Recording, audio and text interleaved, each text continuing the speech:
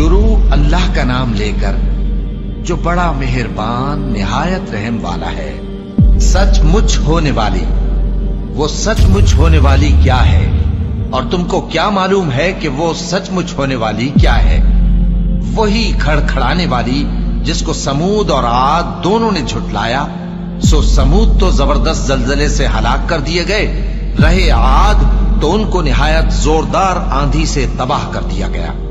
अल्लाह ने उसको 7 रात और 8 दिन उन पर चलाए रखा। तो ऐ मुखातब, तू उन लोगों को उसमें इस तरह गिरे हुए देखता जैसे खजूरों के खोखले तने। फिर क्या तू उनमें से किसी को भी बाकी देखता है?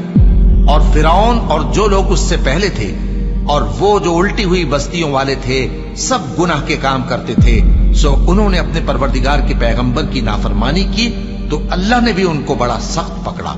जब पानी तुग़यानी पर आया तो हमने तुम लोगों को कश्ती में सवार कर लिया ताकि उसको तुम्हारे लिए यादगार बनाएं और याद रखने वाले कान उसे याद रखें। फिर जब सूर में एक बार फूंक मार दी जाएगी और जमीन और पहाड़ दोनों उठा लिए जाएंगे, फिर एक बार ही तोड़ फोड़ कर बराबर कर दिए जाएंगे, तो उस रोज हो पड़ने वाली यानी क़यामत हो पड़ेगी और आसमान फट जाएगा तो वो उस दिन कमजोर होगा और फरिश्ते उसके किनारों पर होंगे और तुम्हारे परवरदिगार के अर्श को उस रोज 8 फरिश्ते अपने ऊपर उठाए होंगे।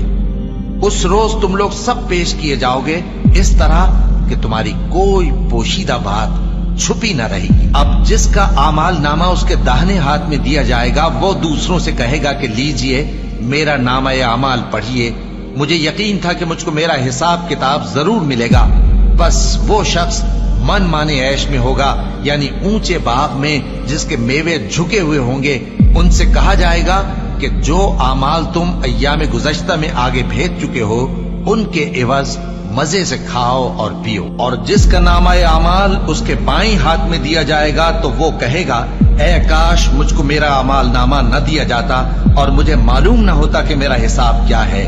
ऐ काश मौत मेरा काम तमाम कर चुकी होती, आज मेरा माल मेरे कुछ भी काम न आया, मुझसे मेरा इक़्तिदार जाता रहा। हुक्म होगा कि इसे पकड़ लो, अब इसे तौक पहना दो, फिर दोज़ख की आग में इसे झोंक दो, फिर जंजीर से जिसकी लंबाई 70 गज है जकड़ दो। ये न तो अल्लाह अजमत वाले पर ईमान लाता था और न फकीर के खाना खिलाने की तरगीब देता था।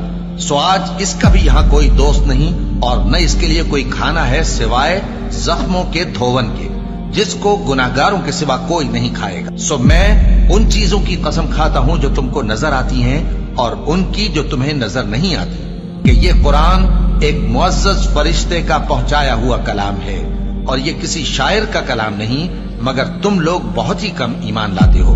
और न किसी काहिन का कौल है, लेकिन तुम लोग बहुत ही कम गौर व फिक्र करते हो।